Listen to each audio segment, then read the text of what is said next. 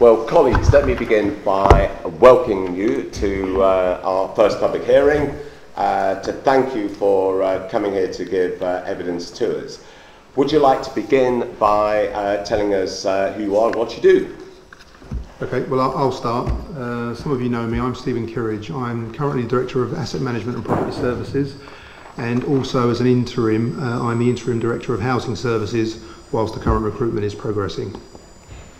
And I'm Janey Haigh. I am Head of Client Management and Resident Involvement, and my role really is to oversee the contract management side of housing management and also to develop the resident involvement team.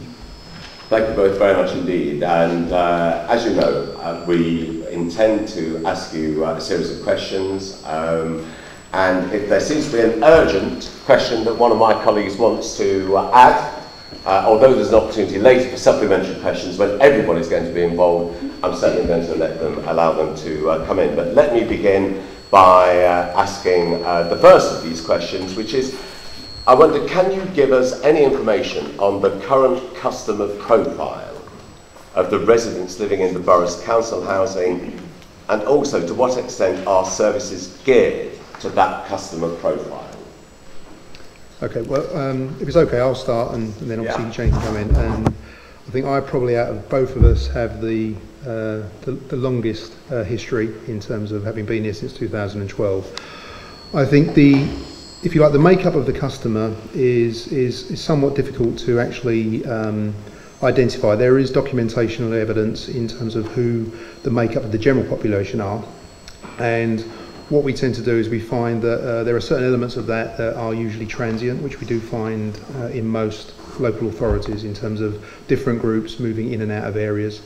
And in terms of the specific nature of those, that general information is captured.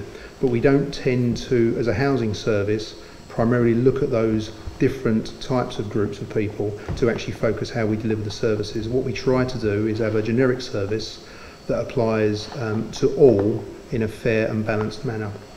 And one of the issues that we've done historically, and for those of you who are not aware, under the previous administration, one of the key drivers in terms of providing a housing service, which was then housing and regeneration, was fundamentally looking at how we could provide better value alongside how we could improve the customer experience and the customer satisfaction levels, and to work with residents in different sort of forums at that time to actually deliver a service. And part of that process was to look at outsourcing some of it, so that we could also then benchmark about what is excellent and what does good look like. So we have an internal service and an external service. The external service currently on housing services is Pinnacle, and they deal with one half of the borough in the south of the borough, and Pinnacle also do all of the caretaking. But the north of the borough housing service is actually dealt with internally, and we have a range of internal officers, of which obviously Janey plays a part. So the current structure of the housing service as delivered was, if you like, formulated at the end of the old administration and was tendered on that basis.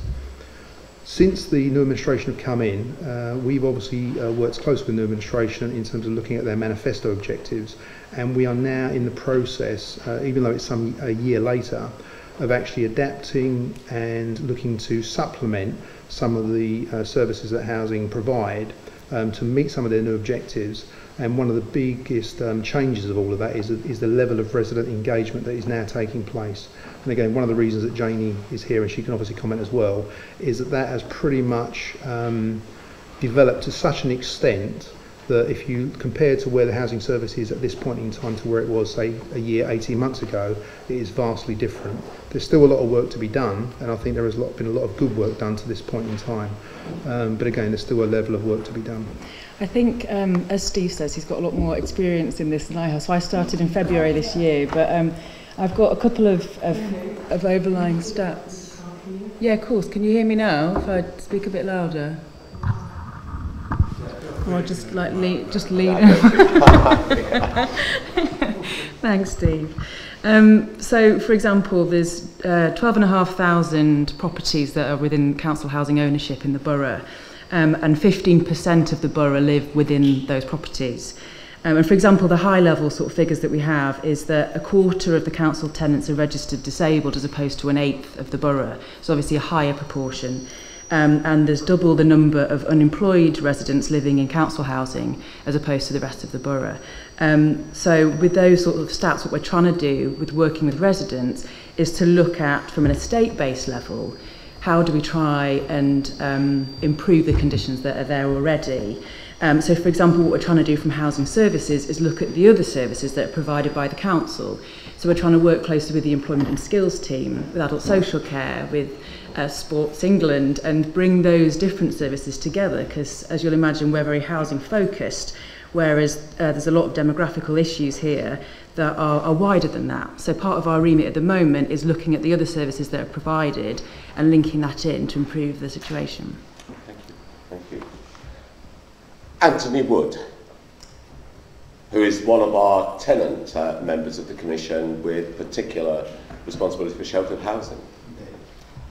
What are the arrangements for customer service? Can you hear me? Or can everybody hear me? Okay. What are the arrangements for customer service, i.e. access to and delivery of housing services, and are you aware of any barriers to access or needs that are not currently being met?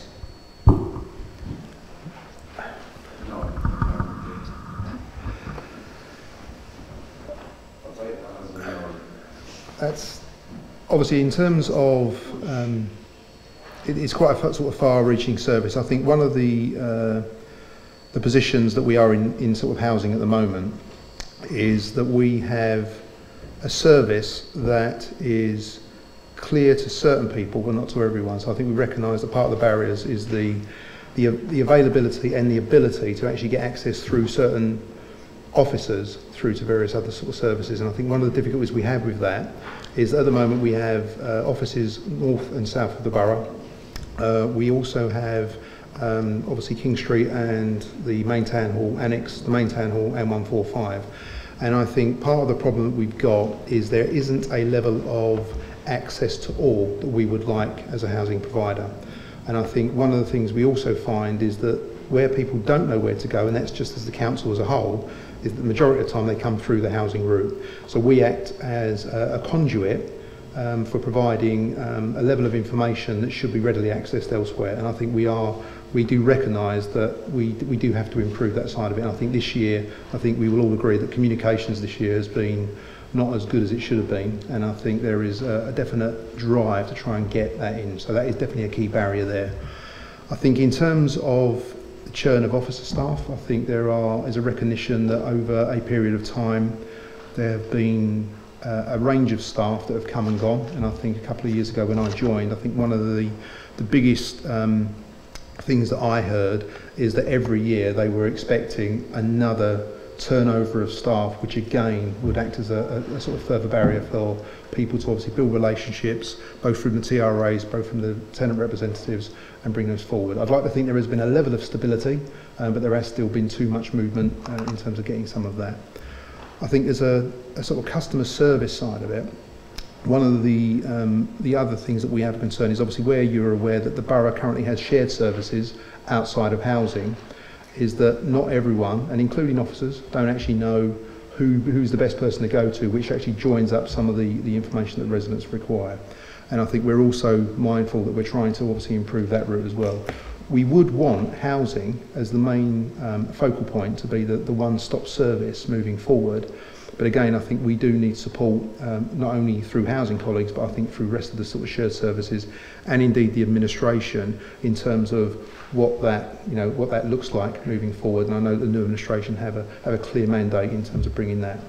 I don't know if you want to add any more to it.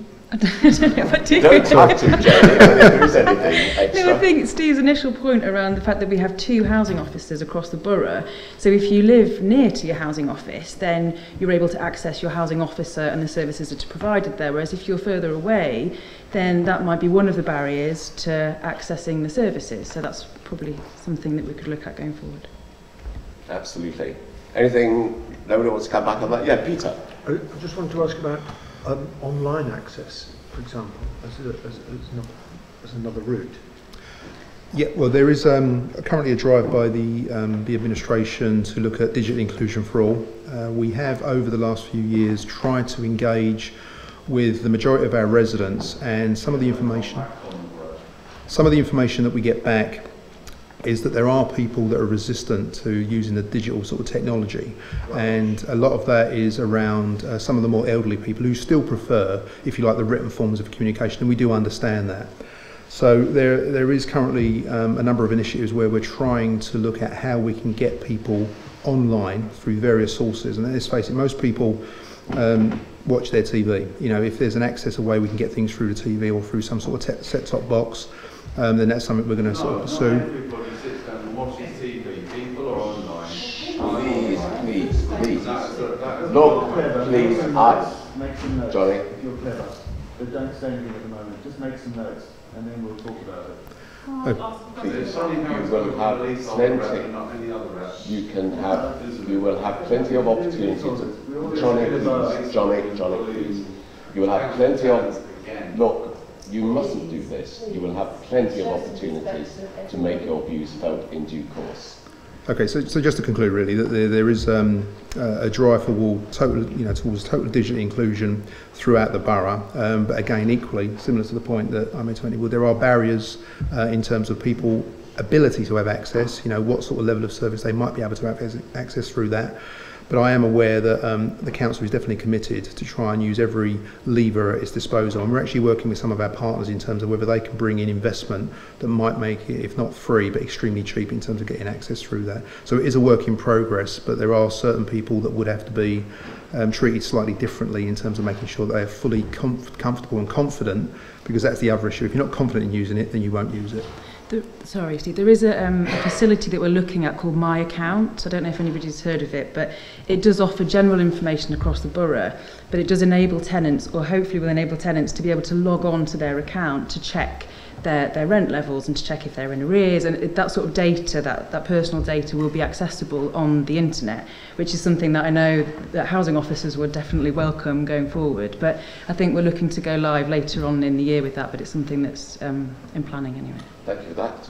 I have a question about Laura. some of the barriers that you've identified. I wondered whether your background work would be done to actually look in detail.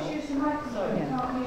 I was asking a question about the barriers that you say you've identified in getting access to services, and whether any work has been done to look exactly what those barriers are, whether that's across different communities, across people with disabilities, because that would be helpful, I believe, anyway. I agree, yeah. At the moment, so we've got a new recruit in the resident involvement team who's working specifically with TRAs, but will have a wider remit than that, ideally. And her remit is to align the data that we have, the demographic data, with the key issues on an estate's point of view, with the intention of working up some sort of community compact or neighbourhood improvement plan, which is the bigger element of the issues rather than just the housing management side. And then I think longer term, the intention is that information will feed up through the proposed ward panels at an area basis, so we can identify what services we need to signpost people to, or we could look to bring in and try and improve that way. I was just having a thought about the fact that the online access is all well and good, but it's actually knowing what the community wants in terms of how they can access services. Yeah. It's a good idea, but it needs to be looked a bit more detailed at in terms of what the actual issues are. Yeah, I agree, definitely. Okay, well, let's move on. Kim Shearer is one of our tenant members. So Paul, I beg your pardon, do you mind if we let Paul come in? Because I think Paul wanted to come in. Yeah, there you go, Paul. Sorry about that, Kim. Hello. Yes. Very quickly, the last part of the question was talking about this mic small. Hello. Oh, yeah, sorry. The last part of the question was about the arrangements to customer services and the needs that are not being met. So what arrangements are being put in place for the needs that are not being met? Needs are not being met. I think in terms of the way that the housing is currently set up, I think, as I made a point earlier, we're obviously recognising that we're needing to adapt to meet the new administration's manifesto objectives, and I think we already identified that there is a lack of certain personnel within the housing department, so I think we've recognised that, and we're looking to grow certain parts of the housing department to meet new and individual needs. So again, a good point is the resident engagement. The resident engagement part of housing historically wasn't as well established as it should have been. So I think we already are trying to meet those needs sort of moving forward, and that will obviously, we hope, will improve the service, will improve the feedback and the communication that we're getting as well. I also touched on the fact that the communication hasn't been what it should have been. So we're already developing a far-reaching communication strategy, and we are presenting that at various times to various forums. As a good example, you know, there's the repairs working group, which effectively works on other aspects of the business. There are TRA forums, and there are various other forums that we do go to try and identify where there are gaps and weaknesses. I mean, in terms of what Janey is here to do, I mean, she's fairly new in post in terms of what her remit is, but it's also about identifying where there are gaps.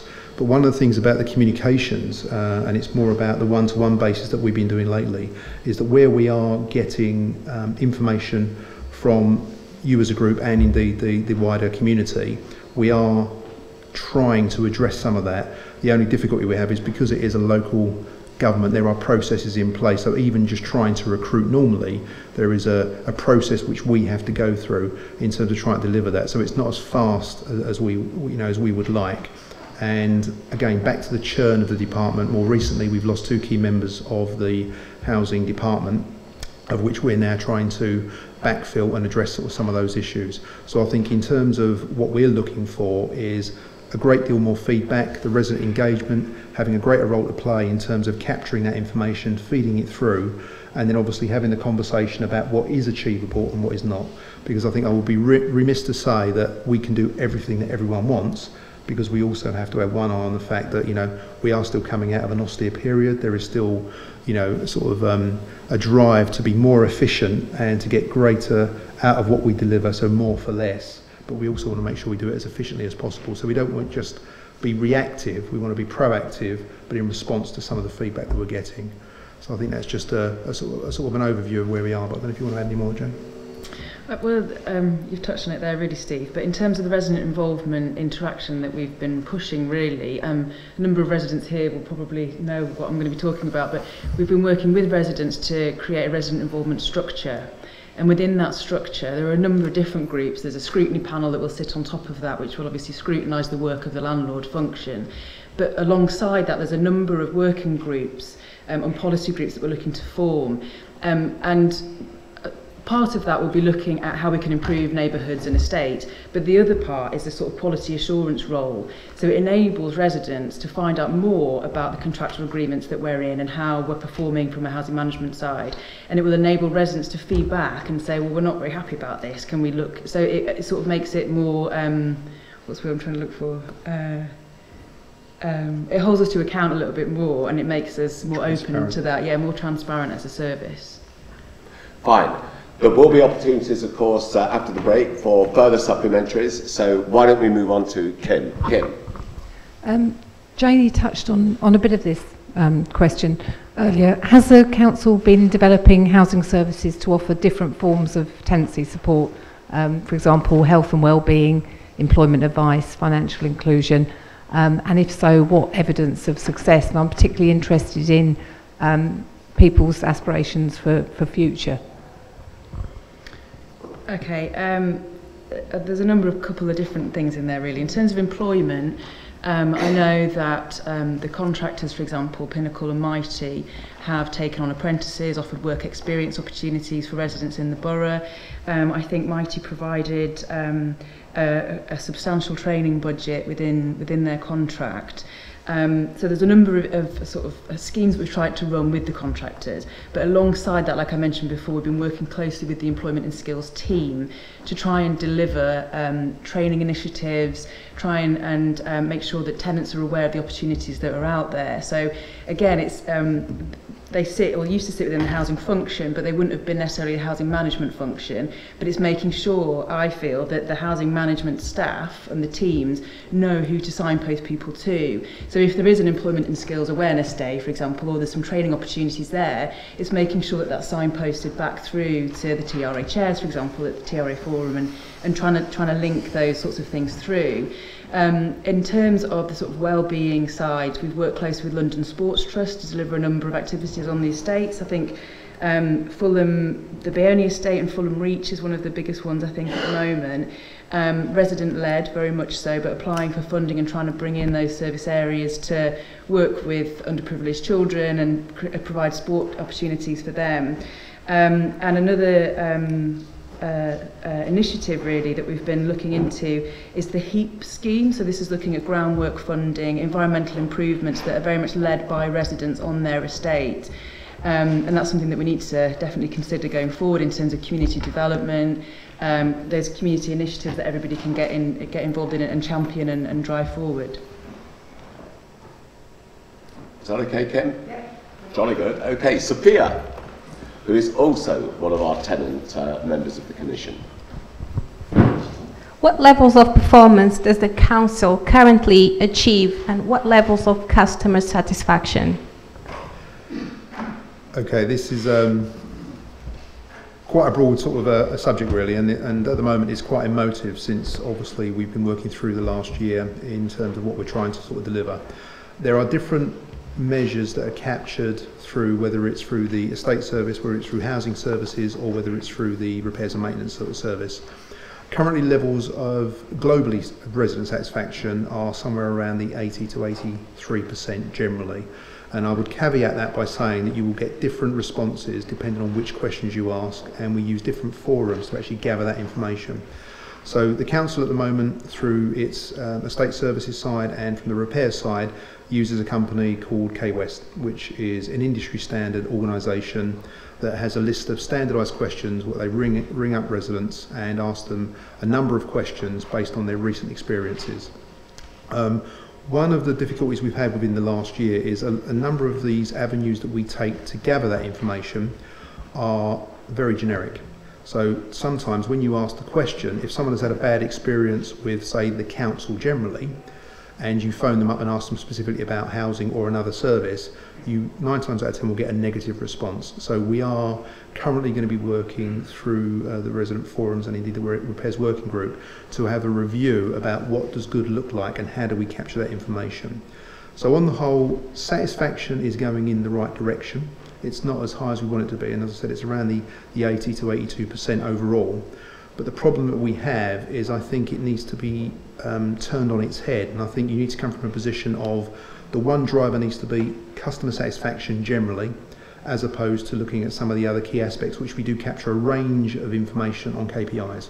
So we capture everything from calls answered within a certain time, the politeness of people that they speak to on a daily basis. And I think we recognise that you as the residents and indeed the wider population need to be able to get what they want when they want, and in the time that they want it, to be able to say, yes, we've had an excellent sort of service. And that depends, that's irrelevant of exactly what we're providing, whether it's speaking to an estate officer, whether it's speaking to a repairs worker, whether it's speaking to someone in central services over in the town hall. It's basically they get a standard good level of service throughout. And I think whoever you ask, not just us, but if you ever ask anyone in the council, they will all have a different perspective on what the sort of resident satisfactions are left. So again, on the highways, if you ask someone if they had their bins cleaned lately, or the refuse, was it done in a satisfactory area, if they've had a bad experience, it will reflect on other parts of the business. So we are currently working with Councillor Coleman in terms of looking at what we can do about resident satisfaction, and indeed how we apply that to the contracts that we have in place, and indeed the internal officers ourselves. So at the moment, going in the right direction, still a lot of work to be done, but we do have to think very hard about how in the future we want to be capturing this information, and then what we do with it and how we learn lessons from that and feed it back in, because at the moment we don't necessarily use the information that we get wisely in terms of trying to improve weak areas of the service. It's done more along the lines of it's a monthly task that is undertaken, and we haven't really utilised it to its full potential. So hands up, it's the fact that we are trying to drive forward, but not necessarily driving forward in the right sort of areas. But as my understanding over the last few years since I've been here, I have seen a natural trend of improvement, but I think there is still a way to go. Thank you. Sophia, anything else on that? Could I ask you if you, sorry, do you want to ask another question? Yes. You mentioned performance of 80. overall customer satisfaction at the moment is between 82 and 85% And overall. But I mean, the last figures I saw were around 83.5%. But it's based on a certain level of criteria that basically, the way the questions are asked, they will give you a certain level of answer, which isn't always necessarily what you actually want to get as a true reflection of what you're actually, the service that you're delivering. The K West company that I mentioned to primarily deals on the housing side from estate services, so the contracting side. And when you look at the list of questions that they ask, and they can't change them because they do it industry standard, is that sometimes you can ask the question that you know the response will be negative. And in that sense, what does that give you in terms of positive feedback? What you want to try and do is get the actual experience of the customer to be able to actually contribute, and then you improve. But if you're going to ask a question that ends up with a negative answer, there's nowhere to go from that, because you've already asked the question in a certain way. So I think that's where we're trying to be able to adapt, and what we're looking for long term is a series of questions that meets the need of this council to give you the responses that you require, that gives you a true outcome. And I think that's the difficulty that we have at the moment. so one could say, what does that figure mean? Again, in relation... How does that compare to other providers? Okay, well, what we have done, because we did recognise that the way that we ask the questions in the industry is that doesn't necessarily give you the right outcome. So we have looked through the Housing Quality Network, which are an industry benchmarking organisation, the HQN, and where our figures currently sit, we're in the upper quartile of all of those areas. But a lot of the upper quartiles start around the 75% and upwards. So when you look at like-minded organisations, other local authorities, other registered providers, other RSLs that are out there, they feed information into HQN, who then capture the information. And as we stand at the moment, we are actually performing well in the upper quartiles of those brackets. But we want to be more focused to actually get to, rather than saying you're in the upper quartile, so it could be anything between 75 and 100, we actually want to try and narrow that to get to the exact outcome that we need. And that's currently where we are. So even when we benchmark, you could go to an organisation, they might just be hitting the upper quartile, but that means we're still outperforming them. So we want to get a true reflection and be able to ask the questions in such a manner that gives us the positive outcomes that we're looking for. Just to add to that, if I can, one of the things that I know residents have raised to us at residents' forums is a lot of the customer satisfaction is based around the survey, which we have to do contractually as part of the key performance indicators. But we're very keen to look at other methods like mystery shoppers, for example. So I think there are other ways that might not be contractually aligned, but are other ways of us knowing if the service is meeting the needs of residents as well. So that's something that it's on our resident informant leaflet, but mystery shopping is the next sort of thing that we're trying to set up. And I think also just to... I'm going to have to cut you off at that point, because I know Matthias wants to come in, and then Peter, and I'm conscious of time passing now. Thanks so much, Chair. He's one of our leasehold members. Yes, thanks so much, Chair. I just wanted again to come back on the level of performance, and being someone who has some good information about statistics and numbers, I just want to see that the last conference we had, the leaseholders, the tenant satisfaction levels were about 78%. But the leaseholder satisfaction was 28%. And I think that was mentioned was not good enough. Do you have any numbers about how far we have moved in terms of those percentages, looking at the tenant satisfaction and the leaseholder satisfaction? Thank you. Thanks, Matthias. I personally haven't got access to those figures as we're sitting here talking today, but I am aware of the gap between, if you like, tenant surveys and leaseholder surveys, because there is a recognition by the housing department that what residents want, tenants want, isn't the same thing as what leaseholders want. And I think it's how we provide a service that is fair and equitable on both sort of levels. And I think there is a drive, and I think there has been an improvement to the leasehold service levels, but the actual numbers, I'm not sure if we have access. Stephen, let me come in at this point. There are a lot of numbers involved in this. I wonder if you could let's have a note on the current performance on the key indicators, the direction of travel, any benchmarking data you have with other authorities, and finally, in particular, any data you might have on levels of satisfaction amongst leaseholders by comparison with tenants. Peter, I think you wanted to come in. Sorry, I hope this isn't an unfair question, but you mentioned earlier, Stephen, about the initiative to outsource part of the housing management service. And I just wondered if you've learnt anything yet, I know it's still early days, about the contrast between service that's provided in-house and service that's outsourced. Having seen, I'm trying to think back to the latest figures that I have seen. Interestingly enough, I think in-house performs better than outsourced. There is a slight gap, but I think that's probably the way that the business models run, in the fact that local government approach to it is, because you have a greater understanding of the, if you like, the wider nature of the local authority, then it's much easier to actually provide a slightly better service.